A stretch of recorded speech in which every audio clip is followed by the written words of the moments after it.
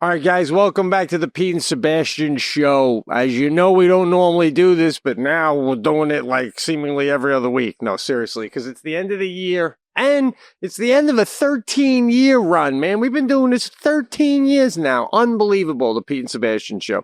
Anyway, Cans and Patrick put together and DJ Lou behind the scenes sort of a best of from the middle of the year, all right? So we took a bunch of shows from the middle of the Pete and Sebastian season last year, and these are some of the best moments, or we think of the funniest moments. You know, everything from Sebastian going to Italy on vacation, the Blue Grotto and going there, and my problems with my neighbor in Fredonia and everything in between, man. It's, you know, typical Pete and Sebastian where we take every little thing and dissect it. And people are like, what's 26 going to bring? It's going to bring more of the same, man. We're going to dissect every little thing. I'll give you a little taste.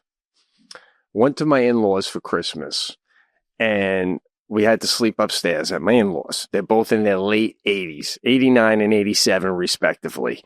And they did their best to set up the upstairs, which is usually just storage at this point. So we had to blow up an air mattress for my daughter. And me and Jackie were going to sleep on a bed. Anyway, when we laid out the air mattress, it blocked the entrance to the doorway of the bedroom we were in. And then my wife's like, but this air mattress, she goes, is kind of comfortable. I think I'm just going to sleep with Sadie. I said, all right, but I got to climb over you guys to go to the bathroom every night. And she's like, well, just don't step on us.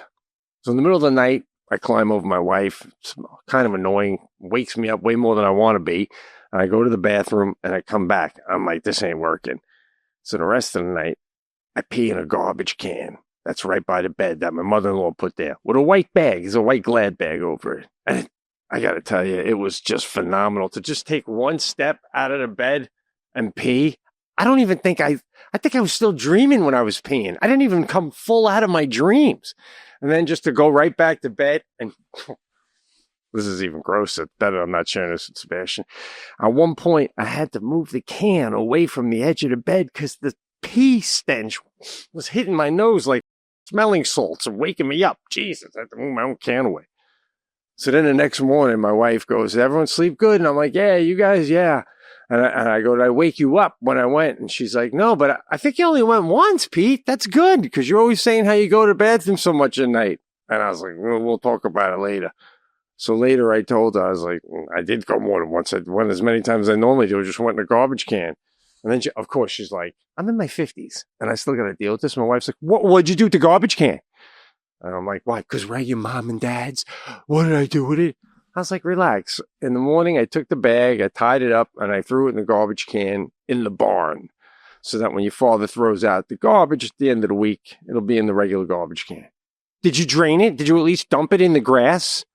And I'm like, I said, yeah, but I didn't. But like, what does that mean? Is her father going to dig through the garbage can in the barn, find a white Glad bag, notice there's a liquid in it, open it up and smell that it's, and then call up Jackie and go, did your husband pick it? It's in the garbage can in the barn. Just give it a big fat rest. Jesus, I love my wife, but just overthinking everything. And we'll be talking about more like that in 2026. So strap in, get on board. Funniest podcast out there. Whether people realize it or not, you people do. And that's what matters. And we love you for it. Enjoy this best of. Fire it up, Cans. This is the Pete and Sebastian Show with Pete Correale and Sebastian Maniscalco.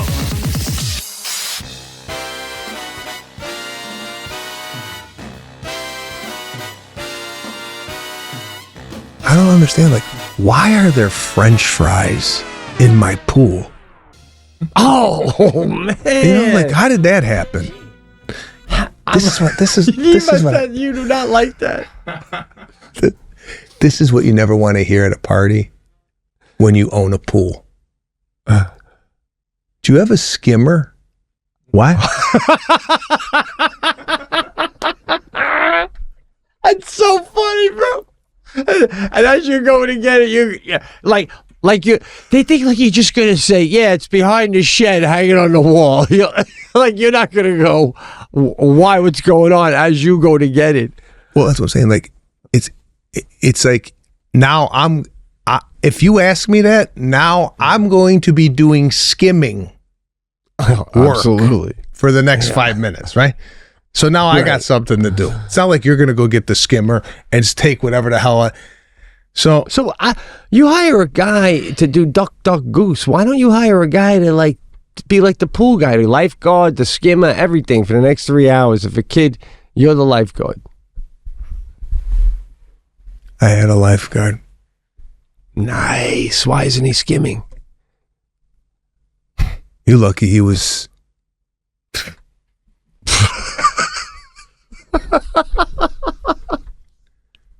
Amish lifeguard. What? The beard. No mustache. Cut. Yeah. Bro, I can't even eat hot dogs and hamburgers with the Amish beard, no mustache in my backyard. I can't even look at it. It was like having a live scarecrow. It was like having a live scarecrow in the backyard.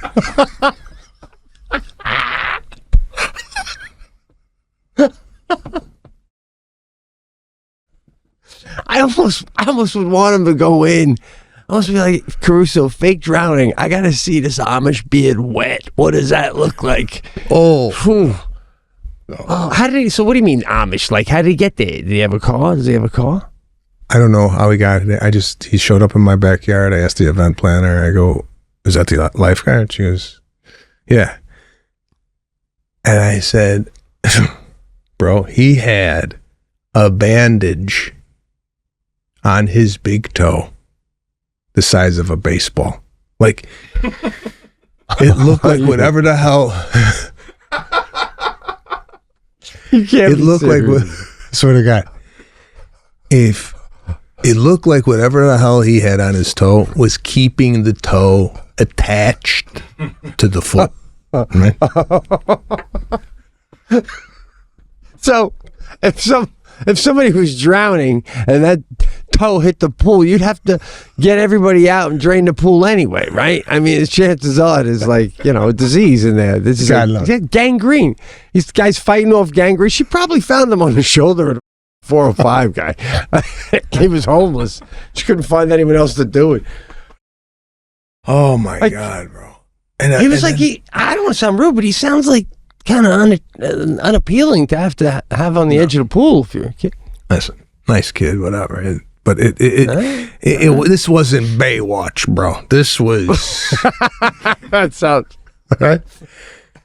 And then he had a backpack on him, right? So he had the big lifeguard buoy, right?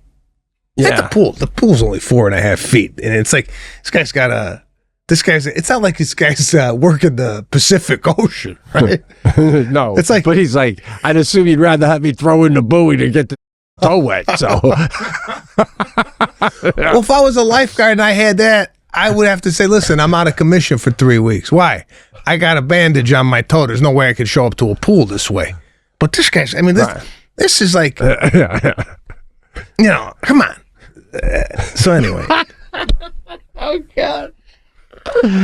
Well, maybe he's like, listen, I'll knock off a couple dollars per hour because I don't jump in. Price. I whistle and tell you somebody's drowning. Red bathing suit, far corner. Red bathing suit, far corner. It's been under for 30 seconds.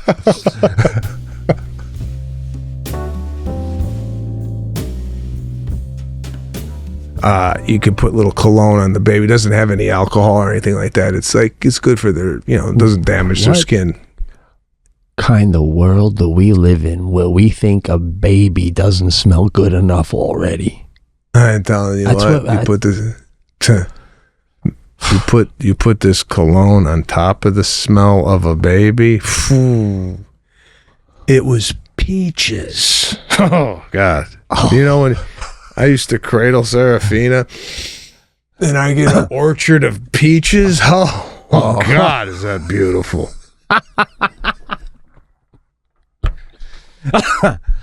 I do like the idea of cologne on a boy, though, because especially,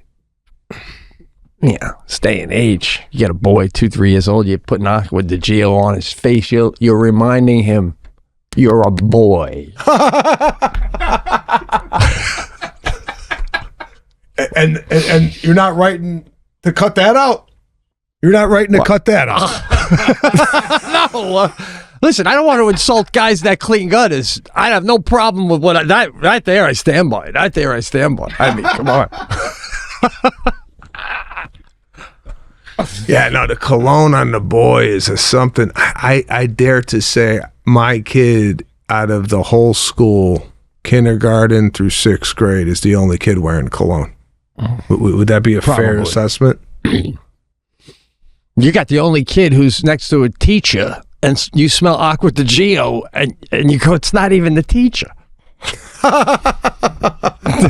It's unbelievable. The teachers don't even wear cologne, and your boy is.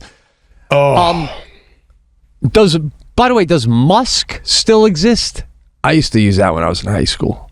Musk. I had never heard of it. You never heard of musk? No. Surprised. You're a bit of a guru when it comes to the colognes. We got it pulled up here. Let's see, musk. That blue Chanel I got. The musk. What is that? That's not musk, is it? Sure, Pete here. By I the can't believe way, your boy goes to school with cologne. That's phenomenal. it's and you know what I'm a little upset about that I haven't got a call from the teacher, Right. saying, hey, just want to thank you for sending your kid to school with cologne on, because it's a joy. It's to be right? around. I'm surprised it hasn't been mentioned yet. Really. I really agree with you right there. I don't, is he at the point yet? Well, like, Dad, you didn't hit me yet. Like, if you didn't put it on, would he be like, he's very into it. I mean, he's not like shying me away. I go, get over here, and then I give him a little thing, and he's on his way. So he's not asking for the cologne. I'm just doing it. right? Yeah, but I mean, this kid is like being set up classy, like holding in the pain, keeping it to himself the best he can, wearing cologne. But this, and again, I know it's my son, and I'm gonna be biased because he's mine. But the things that he's doing are not normal. He's sitting. When he sits down, he crosses his legs. I don't see too many 5-year-old crosses the legs, and he's doing it like a European. It's not where he's putting his heel on his thigh. He's putting a knee on top of a knee, so it's very sophisticated. Right? He sits like this in the car. He sits in his car seat like this, and I'm like, "That's beautiful." I go, where did you learn that? I go, where did you learn that? He goes, I saw you do it once, and I did it, and it's comfortable. Guys, what's going on? Listen, we love that you listen to the Pete and Sebastian show, and I hope this thing goes on till the day I die. But if you want to talk with me, sometimes Sebastian joins, but guaranteed every Tuesday night, it's called Loose Ends. It's at 8:30 East Coast time. I go live. You go to our Patreon channel, you sign up. It's $5 a month. You get a whole extra episode of the Pete and Sebastian show that nobody else gets. You get every episode of the Pete and Sebastian show with no commercials and a day prior to everybody else. And you get this beauty, Loose Ends, that starts at 8:30 every Tuesday live, and we take calls from all the listeners. It's a blast. DJ Lou's behind the glass. We can play a lot of music. We have a lot of fun. Kansas hanging. We're all in, baby. You should join us every Tuesday, 8:30. Loose Ends. We'll see you there. Patreon channel, Pete and Sebastian. As some of you already know, I am out on tour. It's called the Pete Correale, as I was saying, comedy tour. It's going great. It's all over the country and beyond. Going to Hawaii this year, Montreal coming up soon. Go to PeteCorreale.com for tickets. I tried to say hello after every show and come out and greet. The only time I don't is if the venue doesn't want me to for time constraints. Otherwise, I'll see you guys out there, man. And for everyone who's come so far, thanks. It's been fun. Thanks to Factor for sponsoring this episode, guys. We keep telling you, and we're going to keep telling you, want good, healthy food, always fresh, never frozen, and ready in about 2 whole minutes? Seriously, this ad read might take longer than it would for you to get in your kitchen and make a Factor meal. New year, big goals, no time to cook. Factor makes it easy with fully prepared meals designed by dietitians and crafted by chefs so you can eat well without shopping or cooking, baby. Come on. Quality, functional ingredients, including lean proteins, colorful veggies, whole food ingredients, and healthy fats. No refined sugars, no artificial sweeteners, no refined seed oils, no shit in there that you can't spell or pronounce. These are meals that fit your goals and schedule. Healthier eating, calorie management, more protein. Some of my favorites have been roasted garlic chicken was fantastic. Truffle butter, filet mignon. I mean, the options are endless and delicious. They have over 100 rotating weekly meals, over 100. And if you can't find something you like with that much variety, then I'm not sure what to say. Maybe just go chew on some tree bark. I can't help you. But if you want good meals packed with protein, good for you fats, Factor is where you need to go. So head over to factormeals.com/thecast50 off. That's all one thing, thecast50 off. And use code thecast50 off to get 50% off your first Factor box plus free breakfast for 1 year. You heard that right. Free breakfast for 1 year. Offer only valid for new Factor customers with code and qualifying auto-renewing subscription purchase. Make healthier eating easy with Factor.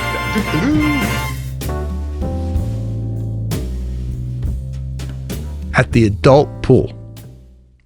Now, when you reserve seats down there, it's not like we're white trashing it with like books and putting stuff down. You know, like how people do. They wake up at 6 a.m. and they go reserve seats with a shoe. Yeah. The way you know the seats are reserved at this hotel is that there are towels on the seats, on the lounge chairs. If there's no towels, that means the seat is available. If there's towels, they're taken. My father-in-law put a bag there. Just a little bag with suntan lotion and whatnot. I came down. I saw the seats that he had reserved. I laid down on one of the seats. So the way it is 2 seats, there's a space, and another 2 seats. All right. I'm on my phone, doing stuff on my phone. I had just got done working out, so I had my workout clothes, and I had my my sneakers on. And I'm just waiting for Lana to come there. I notice a couple setting up shop on our seats. Oh. So I kind of glance over, and I'm like, should I say anything? Nah. Because I felt like I didn't notice them in time to say, hey, those are my seats. They were kind of getting settled in. Okay. So I'm like, all right, maybe the guy is going to say something, the guy that reserved these seats. Because I know my father-in-law tips the guy, so the guy's on the lookout. Sure enough, guy comes over and tells this couple who are in their 60s, I'd say, excuse me, sorry, it's reserved. The seats are reserved. Well, there's nothing. Right away, I'm angry with the guy's response to the Italian guy that works there. Right. There should be something here designating that these seats are taken. This is ridiculous. I'm so sorry, sir, but the gentleman, I don't care what this is. We're getting settled in, and now it's an inconvenience for us to get up and go look for another. Right? I'm like boiling.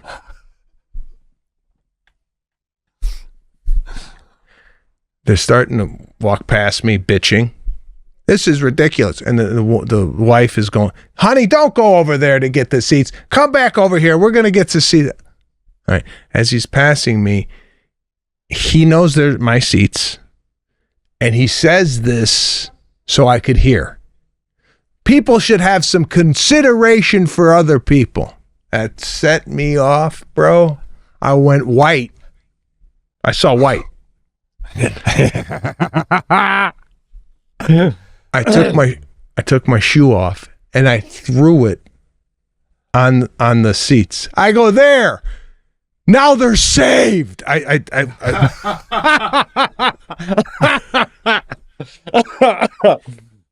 go, you happy? You happy now? That's great. That's fucking great, man. I love it. That is so American. Was he American? Yeah. Yeah. Oh no, English. British. Shit. Oh. And he saw this and he goes, you should just have more consideration for other people, right? And I didn't say anything. And the guy had the nerve to sit behind me. Now we got this tension in the air, like he's sitting behind me. I'm sorry, bro. After you have somebody throw a shoe like that, me, I'm getting as far away from this psychotic as I possibly can. No shit. I'm not going to stare at the back of his head the rest of the day. Holy shit.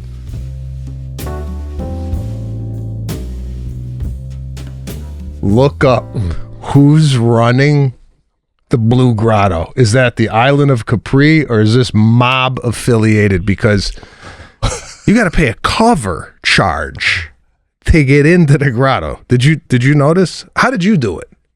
I remember getting on the gondola, paying the gondola guy, right? Because we also went to Isle of Capri for the day, and they had the gondolas. I believe it was right there. And you pay. I don't remember how we pay, but we pay, and then you go in and you go around in a circle under there, and they show it to you, and then, you duck down, and you go in, and you come out. I don't remember a cover fee, but I believe it. Okay, so he just pulled it up. The Blue Grotto is not run by a single entity. It's entrusted to a co-op of boatmen. Can you believe this? So this is essentially like the Statue of Liberty being taken over by just local guys going $10 to get up. Right. Not even that, because that's man-made. We're talking Grand Canyon. You want to get a view of the Grand Canyon? There's an Italian guy in a fucking 3-piece suit going $10.50, $5 for the kids. That is a better analogy. That's like someone setting up shop at the what do you call the faces of the presidents? Mount Rushmore. No, that's not even. That's man-made. I'm sorry. Yeah, you're right. Great. I didn't want to break it to you. I thought you thought the rocks just looked like the guys.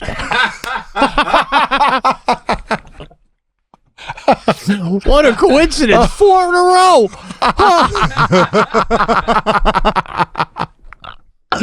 So what's the cover? And is it in lira or is it in U.S. dollars? So here's the deal. The guy goes, "There's a cover charge." I go, "Cover? I didn't know there was a cover." I go, "Where do you pay that?" "Over there." "Bro, they got a floating register.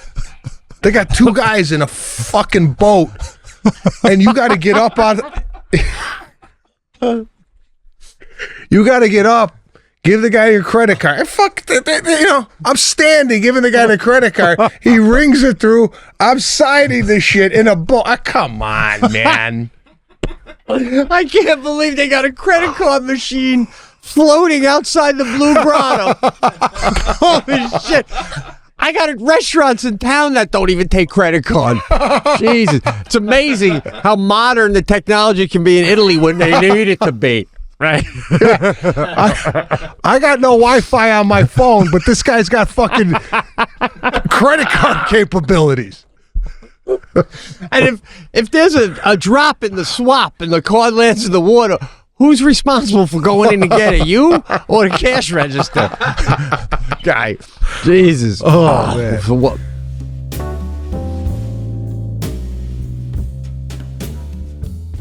We leave, and my son and daughter, before we leave, are looking at Jesus, right? They're just like they're looking at this guy, and they get in the car. "No, I wasn't prepared for this." They're like, "Who's that guy on the wood?" I go, because there's been really no mention of Jesus Christ other than when Daddy gets mad. Right? That's Not even. No one's asking when it comes up in a Christmas Carol. No. Old Three Kings comes on. No one's asking who the kings are. Nothing. Bethlehem. There's none of that shit here anyway. That's if it ain't in the Frosty the Snowman or the Grinch, they're not hearing Jesus. So I said, "That's Jesus Christ," and they're like, "Oh, that's who you." The only time they heard Jesus Christ was when I go, Jesus Christ, what the? That's it. That's their only. It's their only exposure to him when Daddy gets mad. Wow. So they're like, "Oh, is that the guy that you talk about when you get mad?" They go, "Yeah, that's the guy." They're like, "Why is he up on the wood? And why does he have diamonds in his feet?" They thought. That's great. Holy shit! My son goes, why did someone throw diamonds at him? They thought that the nails were diamonds that someone threw at him. Yeah. I go, no, those were nails.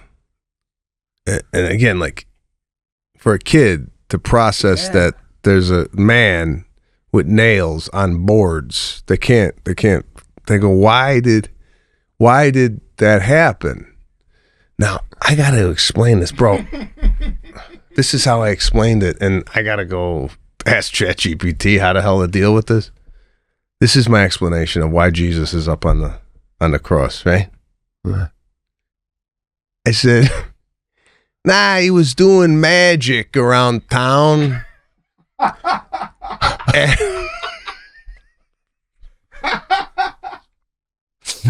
And people didn't like it. So they nailed him to the cross. They're like, what? I go, yeah, no, they Bro, what is that? What do you mean, what is that? How would you explain it? How would you explain it? Why is he up there? You just made it sound like Jesus is on the cross because it was a rough crowd. And he was having a bad set. He had a bad set, and they nailed him up there. And, well, I don't know. It's interesting because you're dealing with such a blank slate. I have to pretend I'm dealing with a completely blank slate. Oh, man. They don't know anything. Jesus. They don't know anything. My kid's 5. They don't know nothing. Why is that guy up there? Yeah. To a 5-year-old. What do you say? Well, if you say because he was spreading a religion that people didn't believe, they'd already go, what's religion, right? Like, what's that? He died for our sins. What's that mean? I mean, he was doing magic. Do you know, if someone heard that, an adult heard your child not know who Jesus was in Texas, I think you could get arrested for that. That's like a form of child abuse. Like, here's the thing that's bothering me with my mother-in-law, and I have to mention this, and I think I might have mentioned it on the text. She texts strictly with emojis. Strictly? How do you even interpret that? You know how to, like, you can get a whole message via emoji and know what she's saying? Oh, the emoji says, thank you. Oh. Super. You know, like one of these, like, yeah. You send a photo of the kids, cute, with a heart. You know, hey, you want to give me a little bit more? That's a time saver, though, on her end. You know what I'm saying? Like, instead of having to write, oh, they look so cute. Is that a new blouse? Just emoji, clouds, cute, boom, done. Right? I don't know. But now you're seeing through that, right? I'm seeing right through it. I gotta tell her. I go, you gotta give a little bit more when you text. I can't with the images. It's like there's no meaning behind it. You know what I'm saying? Well, yeah, but people that are organized, like your mother-in-law, how you're saying that's so fantastic. And even I was asking about the texting because, like a Watt, for example, something like this. I'm trying to get better at it. People that text you right back, they got nothing on the agenda. They get it. It's like, get it out of the way. What do you want? Boom. What do you want? Boom. You know, I like sit on it. And then like 2 days later, I'm like, I forgot to text him back. And then I'll go, one day he's probably mad, like thinking I'm someone who doesn't text back, but I'm going to text her. And I'm like, holy shit, just text him back. I'm sitting here talking about in my head, texting. So I'm trying to boom right back, you know? You know what? Here's the thing I got with texting right back. This is, and I've been guilty of this too, because sometimes a text will come in and boom, shoot it right back. But when I get a text right back, you know what I think? I go, you got nothing to do. I knew. I knew you'd say that. It looks like, especially if someone, like I've done this where I've texted you, you text me back 2 days later, and when you're texting me back, the timing just works where I can answer. I'm like, oh God, he probably thinks I've been waiting 2 days on the edge of my bed for him to get back. So I walk away. I gotta do a 45-minute cool down so you don't think that I'm a loser. Jesus. I can't stand this world, bro. And Watt don't live like that. See, because he was born into it, man. He was born with the phone. So he just hits you back. He don't care. Boom, boom, it's done. You know? Yeah, but it's amazing to me sometimes how people, and here's another one. I recently met someone who's a long emailer. So okay. I could be accused of that sometimes. I feel like, man, I really got to put some effort in to email him back. And I can't meet his level of words as far as the word count. But I feel like I got to give him more than I normally would give an email, because this guy does, it's so long, it's in paragraphs. Like there's a new subject. Do you ever get pages? Do you ever get an email that's like 4 paragraphs? Like, geez, this guy's hitting a lot of topics. And you'll probably find yourself responding to each paragraph with one answer. Yes, she's still in school. Vacation is over. Tour, no tour soon. Right? You're like, gosh. Like, when you're only answering what they're asking, that's weird too, right? It's like, I should be asking something now too. That's what I'm saying. I have to feel like I have to go into, vacation was great. I really enjoyed the hotel. They had amazing food. And, you know, we went on a boat. We did this. I feel like I got to get into it rather than, vacation was great. Good to be home. Right. No, yeah, I got to put a 4 or 5 sentence rant together. So what's your take on then if he gives you 1,000-word email, what's the 500-word email he gives you? What can you give back minimum? 250. Half. 250. Wow, bro. I don't know. Who's got that kind of time, man?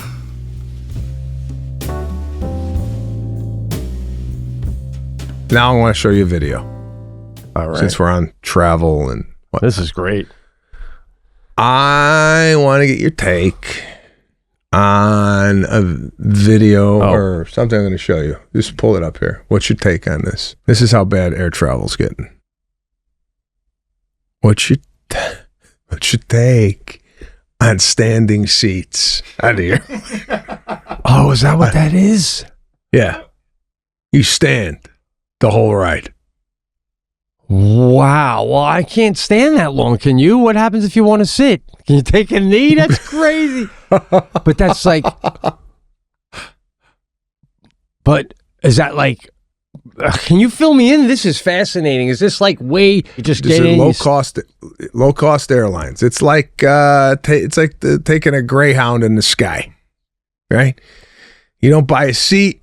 You buy a board for your back, really. I mean, and you strap yourself in. I don't know if you could hang there. I don't know what the deal is, but how bad are the airlines getting now, right? Yeah. If you could pull up, and I think we've done this before, pull up some flight travel from the 50s and the 60s, first class, something where, you know, I'm trying to figure out. Like first class in the 60s. Yeah. Whatever. It used to be, to fly was like a to do. We're going to go on an airplane. Get ready. Absolutely. Dress up. We're flying across the country, right? I flew once as in my childhood to Disney World, and then I didn't fly again until I was 19 years old. Yeah, flying was one of those things that was just like a unicorn. You didn't see it too many times, right? Right. Now it's like, you know, there. I'll give you an example. Who's gonna look at this? Even the kids in the 50s, and the dress. This looks like it's civilized, right? Look at the kids in the front row. Yeah. Dressed up. Everybody's got a suit on. The flight attendants helping the kid with this, maybe even reading her a story on the plane. Jesus Christ. When's the last time you seen that? A flight attendant who was at all helpful. Is that guy in the back? Right? Does he work he's got a bow tie on. Is he a flight attendant? No. On the far right? He's just sitting at the 16A. Wow. And the flight attendant here is helping someone with their bag. Beautiful, right? Now, how did we go from this to this? What happened? What happened? Mess. What a mess. I know. It's crazy. You know, when I fly now, how crazy is this? I know you know this too. My daughter doesn't even she doesn't even look out the window. Like, that's how much she's flown, that she doesn't even look. What? Yeah. Kids used to be glued to the window. Oh, look at the cloud formations. Look at that. Do you ever see another airplane while you're flying and see how fast it's going? That's something to see. Yeah. If you haven't seen that, take a look out the window. And see, I feel like you can't even open the window now on an airplane without getting somebody turning their head and going, "What are you doing?" I've been guilty of this too. Yeah, right. It's all dark on the airplane, and then you get that one guy who decides he wants to look out, and then you get like a beam of sunlight coming through the thing. Right, yeah. And everybody's like, "Oh, guy, we didn't land yet. Shut that shit." But I love it. I'm like, let it in. And you ever see when someone does that? You can always see a handful of people go, I just dying to see a fucking cloud. You know what I mean? And the guy closes it like, "Relax, you crackheads, relax. No sun for you."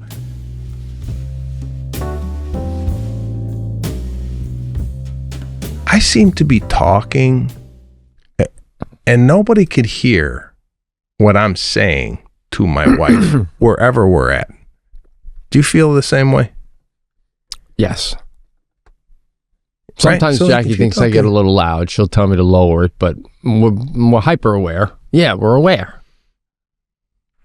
We're aware.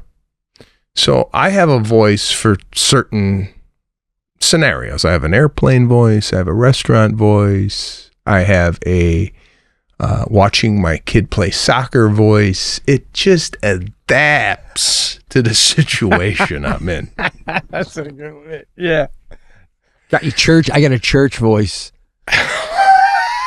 It's very respectful. There's no cursing. It's a light whisper with no cursing. Do you think your whisper is better than your wife's whisper? If you had to rate whispers, do you think you whisper better or worse than your wife? I whisper better than most people because it's almost like a what's the word, conundrum or an opposite, but I whisper loud and clear, like a loud whisper, which is, you know what I'm saying? Like the Nazis still couldn't hear us if we were hiding, but you would clearly you wouldn't go, what? There's no what back, no what whisper back when I whisper. Okay. Now, Yeah. How about you? You probably have a loud whisper. No, like you. I have a whisper that the person could hear, but nobody else could hear. Right? Right. Yeah. My wife, she whispers, but nothing comes out of her mouth. She goes, I go, what the? What is that?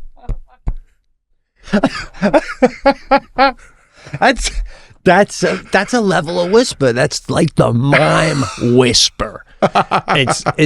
It's a form, and you should be able to pick up some of it. You should, and you probably do, right? But because you have a tendency to do that too.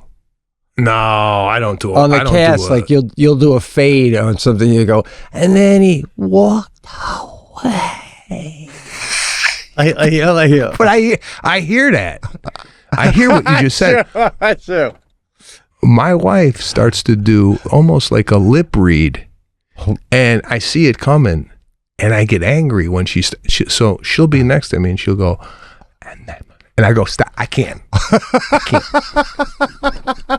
Like I shut it down right away. Right? I shut the shit down. Oh shit, that's great. You're like, I'm not even playing fucking charades with you right now. I'm not even. No, I feel like we've reached a level now where you could, and I tell her, your whisper sucks. You got to work on your whisper. It's not good. Yeah. And then when she starts to whisper, it tends to get loud. It's just not the right pitch. Anyway. There's no in between. No.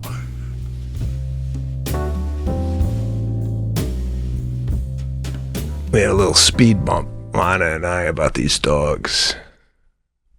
She was spearheading the dog, number one. Number two, she wanted that dog number two because she thought dog number one was lonely. Right. Yeah. So now we got two, and I said, listen, I never wanted this. Handle it. All right? Handle it. Because I felt like, we have this dog trainer come in. My wife grew up in this environment where they like to hire people, right? Yeah. They like to take on responsibility, but then they like to delegate the responsibility to others. Right. That ain't my style. That's a ka-ching, yeah. Yeah. Oh, you want to learn to play baseball? We're going to get Aaron Judge here to throw you a little batting practice. Yeah. I mean, that's a way of showing it. I get it. I love it. Yeah, but. So they got the dog trainer come in and training the dog. I said, well, what good is that if you ain't with the trainer? Because he leaves and now you're sitting there going, come here. And it's like, it ain't working because you didn't listen to the guy, right? It's a great bit, bro. Guy leaves, your dog's looking at you like, oh, you think that carries over? Oh. So I'm not into again, I was in and out of town with the travel, the touring, this, that, and the other thing. But now that I'm home, I'm starting to see some holes in the dog department. And listen, I'm sorry, but I'm not a dog. I'm not that guy. Seems like you were coming around. Again, a little bit, but like this puppy thing, I ain't into it.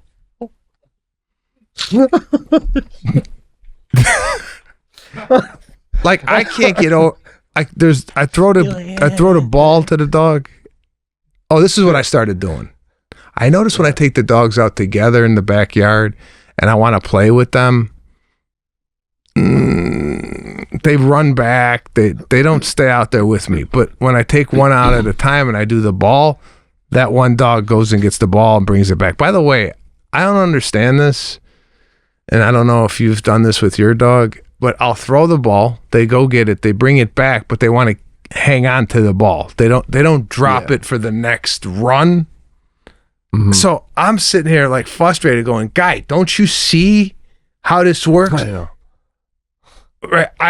I got to rip it away from you, but then you're excited that I got it and there's going to be a throw. Why aren't we just dropping it at my feet? It's not as fun, I guess, right? Then my dog will do that. Of course, and I'll be like, come, drop it. But again, it's 7:15 in the morning. I don't want to say this shit. The fuck am I, right? Drop it. I don't care if you fucking drop it or throw it. If you don't drop it, I ain't fucking moving. That's what I do.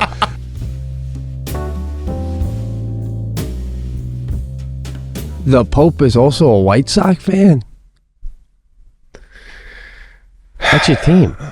I'm glad you brought this up because I had a meeting yesterday. Again, I pulled a Pete in the meeting. I don't know what's going on with me, bro. I think at this age, I just got no tolerance anymore. So it was a meeting where I have a special coming out, right? And it was a marketing meeting. All right. And it was the whole marketing team and everybody on the other side of the Zoom. And there's like, when you go to Netflix, you go to Amazon, you go to any of these places, they have like a banner, like of the TV show, and then it slides to the next banner. So my question was, am I going to be on the banner? No, yeah, you're going to be. I go, and they weren't getting what I was talking about. So I pulled it up. I go, see this? And it was a picture of the Pope. I go, I want to be on where the Pope is when my special comes out. Right? By the way, the Pope, I think it was a couple days ago, pull this up. Pope was out doing his wave, right? Mm-hmm. And I think this is the Chicago in him because I haven't seen this type of vehicle yet. We were talking about Popemobiles. Mm-hmm. This guy said, "The hell with the glass case," and for like normally he has a cone or something over him. But look this up on the Popemobile. Recently, he came out with the Mercedes, and it was a Mercedes G-Wagon with the top cut off, but it was like no security. Like, there's nothing, it was almost like, come on. Right. It was nice. It was nice to see the Pope going. Oh, here it is. Oh, look at this. Wow. This is a slick look, bro. White on white, right? White on white. No dome, no nothing. Look at this. The Pope is from Chicago. I'm from Chicago. I want to do a tasting with the Pope through our hometown. Man. This is how I want to do the tasting in Chicago. Me and him pretty fast. Yeah, me and him in this thing. And we go to Portillo's. What do you think? Here's my big fear. I'm afraid Stanley Tucci, who is probably not even from Chicago, is going to slide in and do his whole, I did conclave. I'm so connected. It's like I'm practically a priest. And, nah. I think the Pope's brothers will be like, come on, you didn't see his specials? Remember when I was doing the bit and we were all laughing? That was him when I was doing the thing. When I was in the kitchen and I'm doing the art, I don't know, man. If it was a year ago and you said, there's a priest named Father Bob out of Chicago I want to go to a game with and I want to eat pizza with, a phone call that happens. So now all of a sudden he wins a vote and it's as if this is a mythical god that floated down from heaven and is now the Pope. It was Bob. It was Bob a year ago, and this was very doable. Father Bob, he was doing the confessionals on a Saturday, talking to everyday people, and now all of a sudden he's in a Mercedes in St. Peter's Square. That's it. I'm telling you, man, there's a good chance Father Bob used to do your bits. Jokingly, because from Chicago, you're clean, you're a legend in Chicago, and, White Sox graphic installation honoring Pope, yeah. And his Yeah, World look Series. at This that. guy was at the World Series, man. He was at the World Series when the Chicago went. Come on. So this guy was like living a daily life. He was at the World Series. God, he's been to Portillo's. I'm telling you, who's to say if he spent at a White Sox game, he's eating at Portillo's, there's a good chance he's heard you stand up, bro. Maybe he's even been to a show, bro.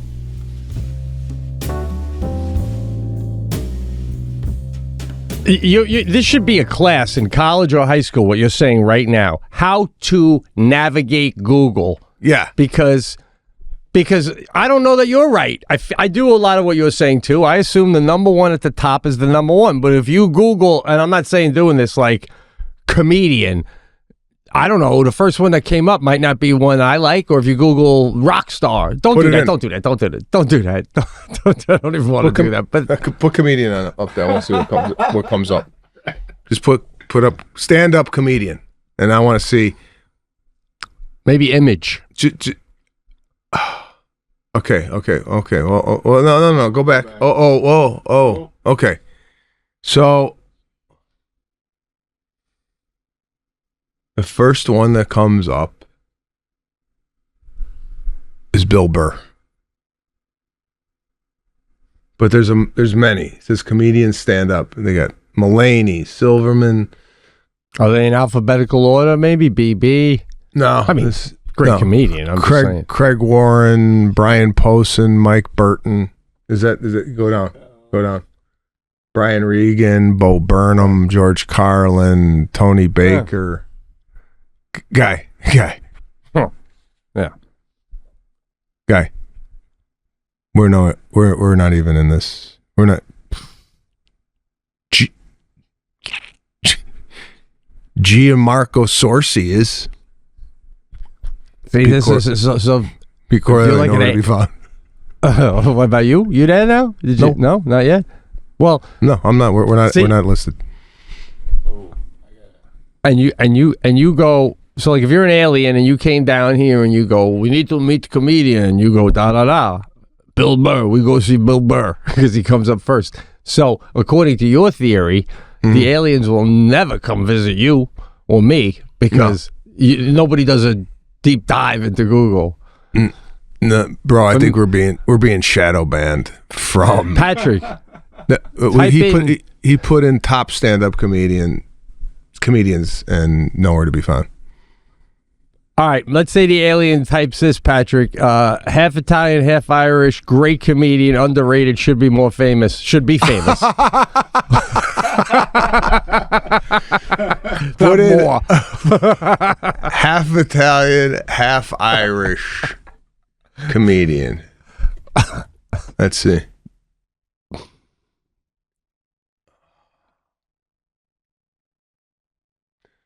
Well, from Oakdale. Oakdale, New York. Pepperidge Road.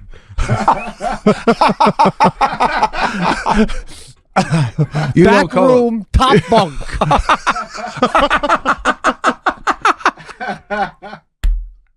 It doesn't. You don't come up at all. Dude, I'm hot on DuckDuckGo. On DuckDuckGo, I'm like this. I'm huge on that search engine. DuckDuckGo. That just fucking snorted. Oh God! I'm only kidding, bro. Okay, so how about Chicago comedian? Listen, I'm actually up on this. On the Italian Irish, I come up. Matteo Lane comes up. There you go. If you put Italian comedian, you'll be number one, I bet, which is huge. Is it? Well, I mean, you're the one that has this. I disagree with that Google. See, I disagree with just going off the first bar. There you go, bro. See, you're all over it. Okay, there you go.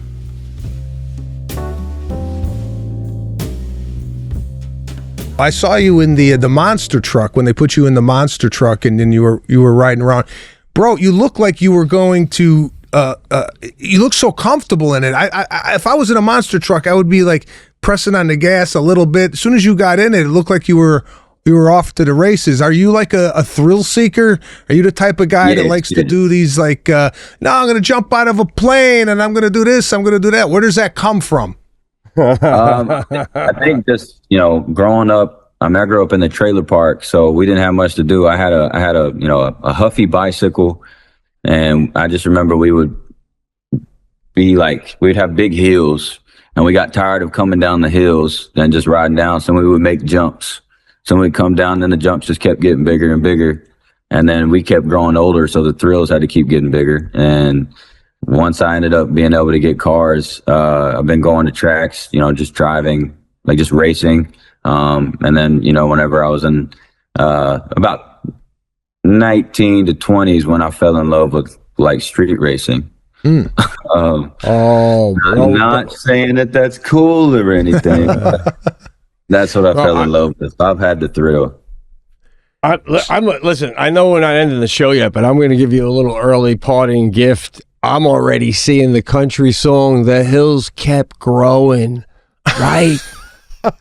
Until you met your wife and she said, "This is the last hill. There's no more hills to jump." You see what I'm saying, bro? It's right there, the metaphor. That's what my daughter's 12. She loves country, right? So it's constantly, "Alexa, play country." And that's when I first came across you, because the one she likes, she plays over and over. And you're a backseat driver. It's a great song, Sebastian, about your daughter looking out the backseat.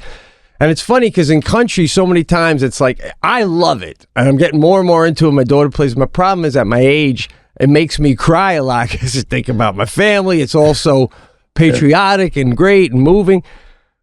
But like, there's got to be another side to you. Like, do you always feel like you got to lean to that side? Because like in that song, here's my example.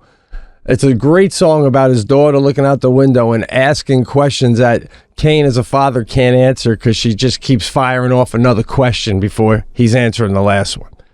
And like at one point, one question is, why do you keep pressing your foot on that pedal with the car?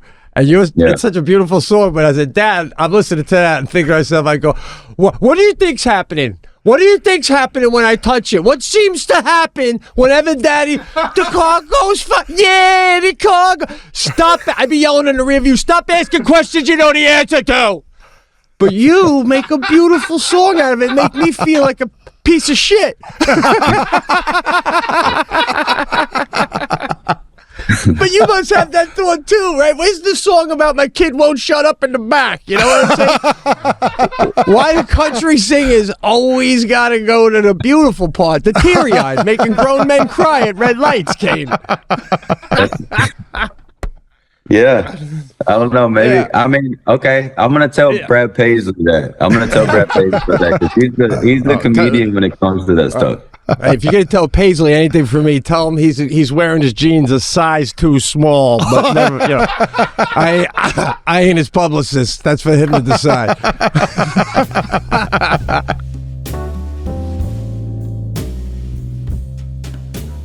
I got asked, and I turned it down. I forget the name of the show. Oh, wow. I got to look it up. 1 second. Bear Grylls, Gryl. Oh, my God. Bear Grylls. Yeah. Bro, he's been doing that for years. He used to do a survival show that I couldn't get enough of, man. I don't know. Is that what it... So he takes people and you face your fear. So he'll take you to the top of the mountain in New Zealand, and then you got to hike 7 miles to get to the extraction point, right? And then you get dropped off in a helicopter coming down. Hey, the fuck! I saw the trailer and I go, this would be nice to do, right? But I ain't hiking. Like, they took Gina Carano across the mountain. It was snowing, whatever. And he goes, this is where an avalanche could possibly happen. And then you see the rocks falling as she's crossing. Now, my question to you is that really where an avalanche might happen? Or is it a place where there's just loose rock? What do you think? Right. How dangerous is this shit? It can't be that dangerous, bro. I mean, you've made reality. Remember I did the pilot reality show here? It was so fake. It was like, we're going to empty the place out and you're going to walk in and complain that it's always empty. What the fuck? So, something like this, it's like, yeah, we're going to spit a little rock there. We'll pretend that this is where the avalanches normally happen. And you're going to put the Gina in harm's way? Really? Well, that's what I'm saying. I think my luck is, this is my luck. I'm going to go across the thing, and the pre-production, they said, yeah, this is a good spot to cross. There's some loose rocks every now and again, but this is safe, right? Then I go, right? And the biggest avalanche is ignited, and it washes me away. And the production team's like, holy shit. Oh, shit. We've never seen this before. This was not supposed to happen. One of these things not supposed to happen. Shit, that's me. Right. Bear Grylls canceled due to death of comedian. That's it. And the timeline, right? 2 weeks, we won't even be talking about you by the third week anymore. Right? But wow, that's amazing that they asked you. But your biggest fear, correct me if I'm wrong, it's not hiking 7 miles. It's being like, I would put you in a cave with a hole that is so tight, you got to shimmy through like this, and then all of a sudden it doesn't go any further, but you can't go back now until everybody else goes back. So now you're stuck like this for 3 hours. Bear! But, you're calling out Bear Grylls and he's like, stay there. You have this. Like, that's your fear. Hiking 7 miles. That's just the hassle. No, hiking 7 miles, sciatica could act up again. I didn't like the helicopter. Every episode I saw is a helicopter involved. I ain't into that shit either. Right? They're gonna drop me in the helicopter. I don't like where they go, helicopter can't get there, but so we're gonna have to pulley you in. That means if the helicopter dips a little bit, that's it. Forget it. That's it. I'm done. And I don't know. And helicopter, people don't, when helicopter crashes, people aren't as surprised as when a plane does, right? You're like, it happens. The blades get caught. Right? I don't know how it doesn't happen more often. I don't know, bro. It happens a lot. Like once a week. Seems like once a week, someone's getting a tour, falling into a river somewhere. I mean, I don't want to sound rude about it, but it's like, doesn't seem the best mode of transport. I'll tell you that. By the way, if you're married to Tom Cruise or you're dating him, it's like, do I have to take a fucking helicopter to dinner everywhere? I mean, Jesus Christ, it's not a car. The guy lives in a helicopter.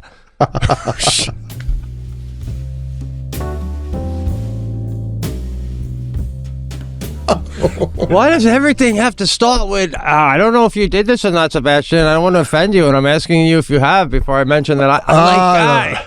Oh, my God, bro.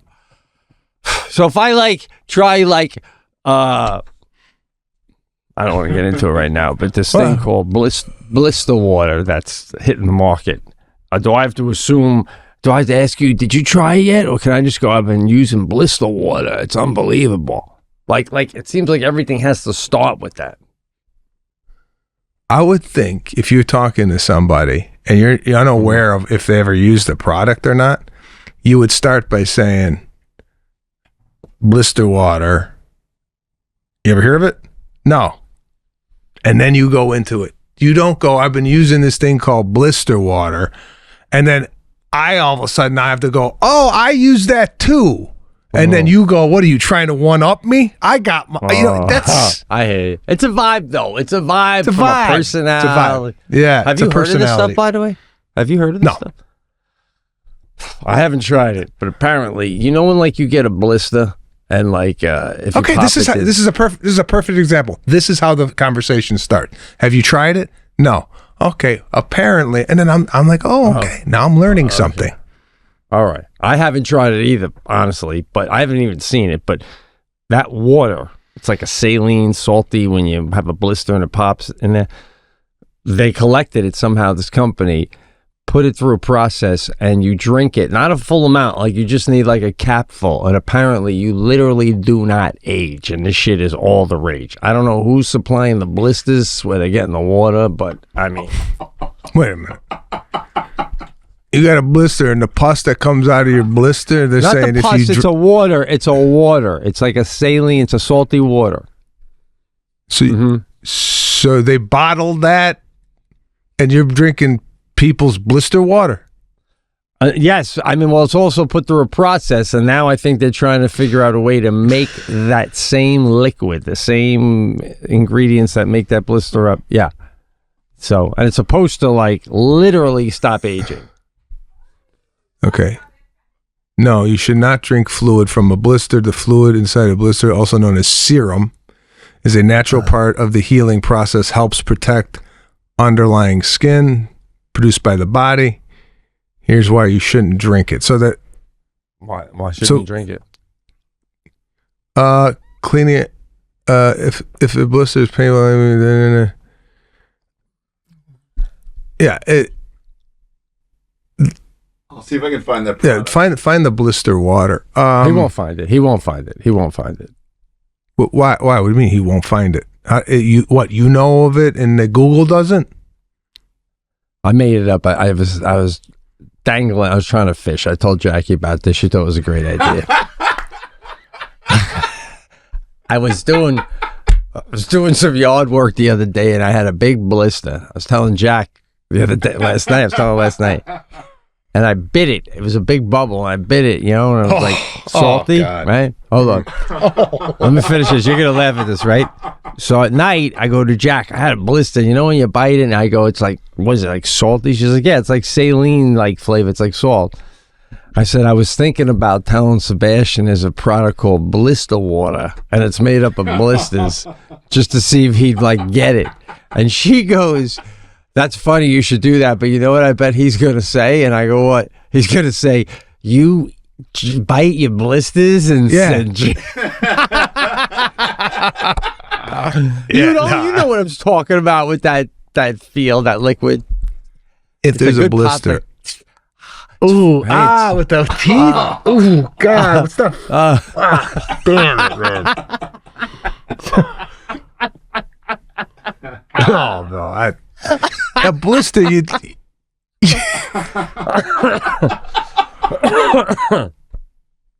Yeah, that's like an animal. It's an animal. Then when you pop it, the extra skin, it's almost like when you get liposuction, when you're fat, but your skin is still stretched. When you pop a blister, you just got that like top of fucking skin that just do you do a peel and let that whole thing air out, or do you just I let it cover and just slowly fall off on its own throughout the day. Oh God, bro, it's terrible. No, but you had us with the blister water. I did, yeah. I could see you after the show going, Lana, you ever hear this blister water? All right, guys, there you go. That was the best of mid-year 2025. Pete and Sebastian, thanks for listening to that, and thanks for listening to all the episodes. Don't forget, if you want more, just go to the Pete and Sebastian Patreon channel, $5 a month, extra episode, loose ends, and so much more. But thank you for listening, and we'll see you in 26. Let's do it.